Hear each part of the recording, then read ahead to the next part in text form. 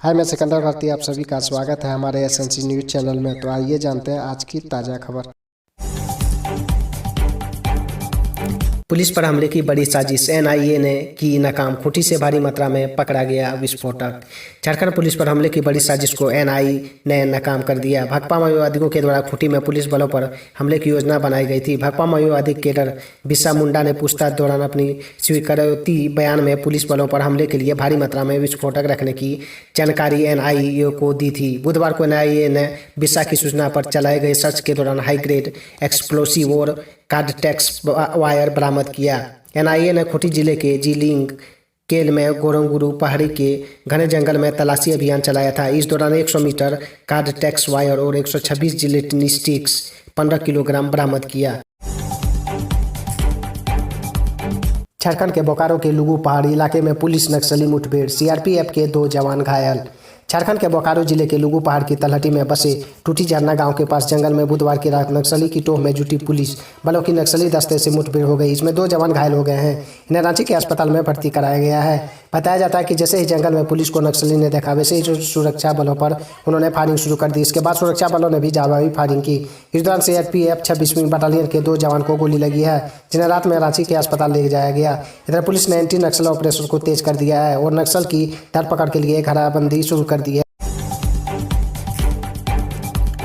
फिलो app के माध्यम से बोर्ड की तैयारी के साथ जेईई और मेडिकल के भी पूछ सकेंगे सवाल। झारखंड के 4 जिलों के बच्चों की बोर्ड परीक्षा की तैयारी के लिए शिक्षा विभाग की ओर से विशेष तैयारी की गई है। देश भर के आईआईटीएंस, मेडिकल व अन्य बड़े संस्थान के एक्सपर्ट्स बच्चों की तैयारी में मदद करेंगे। इसके लिए रांची, जमशेदपुर, धनबाद और बोकारो के 10वीं 12वीं के बच्चों का रजिस्ट्रेशन फिलो ऐप पर कराया जा रहा है। शिक्षा विभाग की संयुक्त सचिव गरिमा सिंह ने बताया कि केंद्रीय शिक्षा मंत्री की तरफ से यह पहल की गई है। फिलो ऐप में फिलहाल 2000 से ज़्यादा एक्सपर्ट बच्चों की मदद के लिए जुड़े हैं।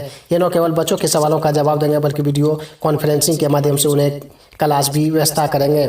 इस ऐप के माध्यम से स्टूडेंट बोर्ड परीक्षा की तैयारी के साथ ही आईआईटी, जेईई और मेडिकल कॉलेज में एंट्रेंस एग्जाम की तैयारी भी कर सकेंगे। यह सुविधा पूरी तरह निःशुल्क होगी। रुपेश हत्याकांड, मुख्य आरोपितों के झारखंड कनेक्शन को खंगाल रही पुलिस, जेल में बंद ऋतुराज की गतिविधि पर नजर। रुपेश हत्याकांड के मुख्य आरोपी ऋतुराज के झारखंड कनेक्शन को पटना पुलिस खंगाल रही है। ऋतुराज किन लोगों के संपर्क में रहता था, इसका पता भी लगाया जा रहा है। सूत्रों की माने तो पटना के एक बड़े सरगना के साथ भी ऋतुराज की जान पहचान होने की बात सामने आ रही है। दूसरी ओर इस हत्याकांड में फरार चल रहे अन्य 2 आरोपितों की तलाश झारखंड में की जा रही है। एसआईटी को शक है कि झारखंड में ही दोनों छिपे हैं। आरोपितों का आखिरी लोकेशन भी पुलिस को झारखंड में मिला है। अगर वे दोनों पकड़े जाते हैं तो इस मामले में और भी खुलासे हो सकते हैं। पुलिस ने फरार आरोपितों को लेकर जिन 4 हिरासत में लिया था, उनसे कोई अहम सुराग नहीं मिल सकी। बिहार में 1 मार्च से लॉन्च होगा एम पासपोर्ट ऐप। वेरिफिकेशन के लिए पुलिस नहीं आएगी आपके घर। पासपोर्ट वेरिफिकेशन के काम को सरल और पारदर्शी बनाने के लिए 1 मार्च से पूरे राज्य में एम पासपोर्ट ऐप लॉन्च हो जाएगा। एम पासपोर्ट ऐप से पासपोर्ट वेरिफिकेशन के लिए सभी जिलों के दरोगा, डीएसपी और एसपी को प्रशिक्षित किया जा चुका है। 8 फरवरी को प्रशिक्षण समाप्त हुआ है। सभी थाने में एक टेबलेट दिया जा रहा है। क्षेत्रीय पासपोर्ट अधिकारी प्रवीण मोहन शाह ने बताया कि राज्य के थाने में 1350 टेबलेट बांटने का काम चल रहा है। अभी पासपोर्ट वेरिफिकेशन में कम से कम 21 दिन लगते हैं। एम पासपोर्ट ऐप की मदद से 10 दिनों से भी कम समय में वेरिफिकेशन का काम हो जाएगा।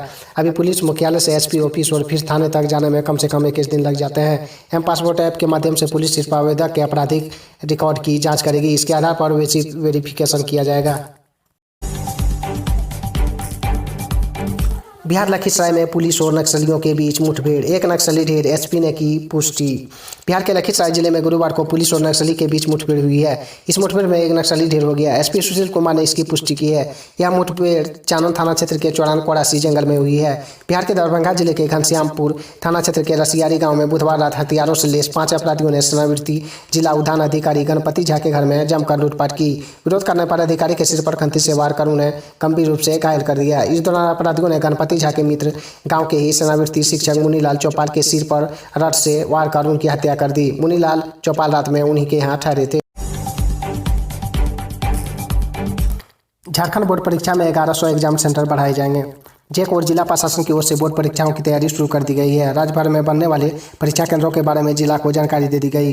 कोरोना संक्रमण को देखते हुए इस बार तैयारी में काफ़ी बदलाव किए गए हैं। जेक ने इस बार परीक्षा के बढ़ाने का फैसला लिया है। इस बार लगभग 2500 सेंटर पूरे राज्य में बनाए जाएंगे ताकि सोशल डिस्टेंसिंग का सही से पालन हो सके। पिछले वर्ष 1400 सेंटर बनाए गए थे। साथ ही तमाम केंद्र संचालक प्रधानाध्यापकों को सीसीटीवी कैमरा दुरुस्त करने का निर्देश दिया गया है। जिन विद्यालयों में सीसीटीवी नहीं लगे हैं वहाँ नए सिरे में सीसीटीवी कैमरा लगाया जाएगा। स्कूल के अलावा अतिरिक्त जरूरत पड़ने पर इंटर कॉलेज और डिग्री कॉलेजों में भी परीक्षा केंद्र बनाए जा सकते हैं। वहाँ भी सीसीटीवी लगाने की तैयारी है।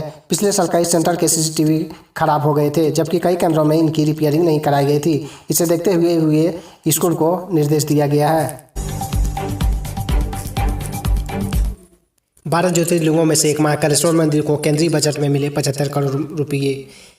मध्य प्रदेश के उच्च शिक्षा मंत्री मोहन यादव ने गुरुवार को बताया कि केंद्र सरकार के बजट में देश के 12 ज्योतिर्लिंगों में से एक विश्व प्रसिद्ध भगवान महाकालेश्वर मंदिर के विस्तार और रखरखाव के लिए 75 करोड़ रुपये के प्रस्ताव की स्वीकृति प्रदान की गई है। यादव ने भाजपा के प्रदेश महामंत्री रविशंकर खटी के साथ जहां एक संयुक्त प्रेस कॉन्फ्रेंस में बताया कि केंद्र की नरेंद्र मोदी सरकार ने बजट में पहली बार महाकालेश्वर मंदिर के विस्तार एवं रखरखाव के लिए प्रस्ताव को शामिल किया है। उन्होंने बताया कि इस राशि से मंदिर विशाल परिसर का निर्माण किया जाएगा, जो अन्य ज्योतिर्लिंगों मंदिरों की तुलना में महाकालेश्वर का सबसे बड़ा परिसर होगा, ताकि देश विदेश के आने वाले दर्शनियों को सुविधा का लाभ मिल सके। उन्होंने बताया कि केंद्र सरकार ने महाकालेश्वर मंदिर के लिए 75 करोड़ रुपये के प्रस्ताव को पहली बार बजट में शामिल किया है। भाजपा प्रदेश महामंत्री खटीक ने बताया कि मध्य प्रदेश के कई जिलों में राष्ट्रीय हाईवे से जोड़ने के प्रस्ताव को बजट में मंजूरी दी गई है।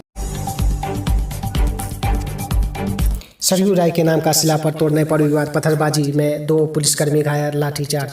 जमशेदपुर के बर्मा माइंस थाना अंतर्गत रघुवर में विधायक सरयू राम के नाम का शिला पर तोड़ने के विवाद ने तूड़ पकड़ लिया है। गुरुवार को इसी मामले को लेकर रघुवर नगर में जमकर पत्थरबाजी हुई। इसमें भाजपा और बस्ती वासियों के समेत लगभग 1 दर्जन लोग घायल हुए। वहीं बर्मा माइंस थाना के 2 पुलिसकर्मी को भी पत्थर से चोट लगी है। इसके बाद पुलिस की ओर से लाठीचार्ज किया गया। बस्ती वासियों के अनुसार सुबह 11 बजे सभी एक घर में शिव चर्चा कर रहे थे। इसी दौरान बाहर से कुछ लोग आए और देवेंद्र कुमार नामक युवक को पीटना शुरू कर दिया।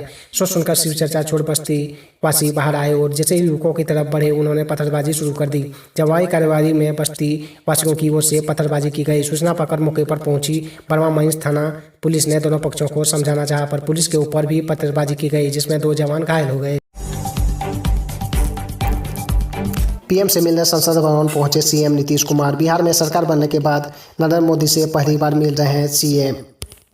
मंत्रिमंडल विस्तार के बाद मुख्यमंत्री नीतीश कुमार दिल्ली दौरे पर हैं। थोड़ी देर में वे प्रधानमंत्री नरेंद्र मोदी से मिलेंगे और कई मुद्दों पर बात करेंगे। पीएम से मिलने के लिए नीतीश कुमार संसद भवन पहुंच गए हैं। बिहार में सरकार बनने के बाद नरेंद्र मोदी से उनकी यह पहली मुलाकात होगी।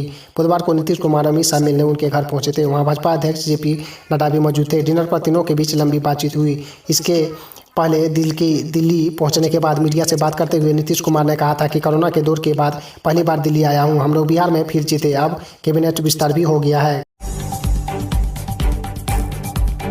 सड़क पर छात्रों का हंगामा, 2 गिरफ्तार, पुलिस ने रोका तो उग्र हुए छात्र। बिहार के बेरोजगारी छात्रों ने सरकार के खिलाफ हल्ला बोला है। प्रतियोगी परीक्षा में धांधली का आरोप लगाते हुए उन्होंने गुरुवार को सड़क पर जमकर विरोध प्रदर्शन किया। उन्होंने बिहार के दरोगा बहाली और बिहार पुलिस बहाली में हुई गड़बड़ी की सीबीआई जांच करने की मांग की। सीएम हाउस के लिए निकले प्रदर्शनकारियों को पुलिस ने गांधी मैदान के बीच शोकामान भवन के पास रोक दिया। मौके पर मौजूद अफसर ने कहा कि यातायात को बाधित किया गया है, बिना अनुमति के प्रदर्शन किया जा रहा है। इसके नेतृत्वकर्ता के खिलाफ एफआईआर दर्ज होगी और जेल भेजा जाएगा। वहीं छात्रों ने चेतावनी दी है कि जब तक उनकी 11 सूत्री मांगों को सरकार नहीं मानेगी उनका प्रदर्शन चलता रहेगा। प्रदर्शन की अगुवाई कर रहे छात्र दिलीप और एक अन्य छात्र बबलू कुमार को पुलिस ने गिरफ्तार कर लिया है। दोनों को गांधी मैदान थाने में रखा गया है। बिहार भोजपुर में जेडीयू नेता की गोली मारकर हत्या, घटना के विरोध में शव के साथ सड़क पर उतरे लोग। भोजपुर जिले के बढ़ारा थाना क्षेत्र के लाहौर श्रीपौल गांव में बुधवार की रात बेखौफ अपराधियों ने जनता दल यूनाइटेड के एक नेता की गोली मारकर हत्या कर दी। मृतक 45 वर्षीय धर्मपाल राम उर्फ भूतनाथ राम लाहौर श्रीपाल गांव निवासी दुखिल राम के पुत्र थे। उनके सिर और ललाट के पास गोली मारी गई है। हत्या के कारण अभी ज्ञात नहीं है। इस बीच हत्या से आक्रोशित ग्रामीण गुरुवार की सुबह सड़क पर उतर गए। उन्होंने लोहार श्रीपाल गांव के समीप ही शव को रखकर बढ़ारा मुख्य मार्ग को जाम कर दिया। इस दौरान उन्होंने आगजनी भी की। आक्रोशित ग्रामीण हथियारों की गिरफ्तारी और मृतक के परिवार को मुआवजा देने की मांग कर रहे थे। झारखंड में इलाकी खेती को मिलेगा कृषि का दर्जा, सीएम हेमंत सोरेन ने की घोषणा। झारखंड के मुख्यमंत्री हेमंत सोरेन ने लाख की खेती को कृषि का दर्जा देने की घोषणा की। साथ ही इसका न्यूनतम समर्थन मूल्य भी राज्य सरकार द्वारा तय करने की बात कही। सीएम श्री सोरेन राजधानी रांची के भारतीय प्रकृति रॉल एवं गोंद संस्थान नामको में आयोजित 2 दिवसीय किसान मेला सह कृषि प्रौद्योगिकी प्रदर्शनी का उद्घाटन किया। सीएम हेमंत सोरेन ने कहा कि किसानों को स्वावलंबी और आत्मनिर्भर बनाना सरकार का संकल्प है। इसी को ध्यान में रखकर कई योजनाएं सरकार की ओर से चलाई जा रही है। इसके जरिए किसानों को अनुदान, ऋण और अन्य जरूरी सुविधाएं उपलब्ध कराई जा रही है। वहीं राज्य सरकार ने हाल ही में मुख्यमंत्री पशुधन योजना करने के साथ किसानों के ऋण माफी को भी माफ कर रही है। फिर बदलेगा मौसम। मध्य प्रदेश, उड़ीसा, महाराष्ट्र और तमिलनाडु में बारिश का अलर्ट। दिल्ली, यूपी में कोहरा। मौसम लगातार बदल रहा है। लोगों को सुबह शाम की ठंड का एहसास हो रहा है। वहीं उत्तरी हिमालय क्षेत्र में एक बार फिर पश्चिमी विक्षोभ सक्रिय हो गया है। भारतीय मौसम के मुताबिक पश्चिमी विक्षोभ के चलते जम्मू कश्मीर से लेकर हिमाचल प्रदेश और उत्तराखंड के कई इलाकों में बर्फबारी और बारिश होने के आसार बने हुए हैं। अनुमान जताया जाता है कि 15 फरवरी के बाद मध्य प्रदेश, छत्तीसगढ़, उड़ीसा, झारखंड, महाराष्ट्र, तेलंगाना और तमिलनाडु में बेमौसम बारिश हो सकती है। इन सभी राज्यों में 16 से 20 फरवरी के बीच गरज के साथ बारिश होने की आशंका जताई जा रही है। वहीं देश के कई इलाकों में सुबह शाम कोहरा दर्ज किया जा रहा है और पहाड़ी इलाकों में बर्फबारी जारी है। दिल्ली, पंजाब, यूपी, राजस्थान, हरियाणा के कई इलाकों में आज भी घना कोहरा दर्ज। चारा घोटाले में लालू प्रसाद की जमानत पर झारखंड हाई कोर्ट में कल सुनवाई। चारा घोटाले में सजायाफ्ता बिहार के पूर्व मुख्यमंत्री एवं राजद सुप्रीमो लालू प्रसाद की जमानत याचिका पर कल शुक्रवार को झारखंड सरकार हाई कोर्ट सुनवाई होगी। दुमका कोषागार से अवैध निकासी मामले में सीबीआई ने 7 साल की सजा सुनाई है। इस मामले में इन्होंने अपील याचिका दाखिल कर जमानत की मांग की है। हाईकोर्ट के जस्टिस ऑपरेश कुमार सिंह की अदालत में इस मामले में सुनवाई होगी। इस मामले में इन्हें बेल मिली तो ये जेल से बाहर आ जाएंगे। लालू प्रसाद फिलहाल दिल्ली एम्स में इलाजरत हैं। आपको बता दें कि हाईकोर्ट में लालू प्रसाद यादव की ओर से अनुपूरक शपथ पत्र दायर किया गया था और उसकी कॉपी सीबीआई को सौंपने के लिए कोर्ट ने समय दिया था। सीबीआई को सप्लीमेंट्री एडिफिकेट पर जवाब दाखिल करना है। पिछली सुनवाई में सीबीआई की ओर से अधिवक्ता राजेश सिन्हा ने लालू प्रसाद के पूरक शपथ पत्र पर जवाब दायर करने के लिए समय देने का आग्रह किया था। पारा शिक्षकों को अपने बेटे बेटियों की उच्च शिक्षा शादी के लिए मिलेगा लोन। यदि सब कुछ ठीक ठाक रहा तो पारा शिक्षकों के लिए फरवरी का माह कई खुशियां ला सकता है। एक तो उनकी अस्थायीकरण तथा वेतनमान पर इस माह अंतिम मोहर लग सकती है। वहीं उन्हें कई अन्य तोहफे भी मिल सकते हैं। पारा शिक्षकों को उनके बेटे बेटियों की उच्च शिक्षा तथा बेटी की शादी के लिए शून्य ब्याज पर ऋण देने की तैयारी चल रही है। पारा शिक्षकों के लिए गठित होने वाले कल्याण कोष से यह सुविधा उन्हें मिलेगी।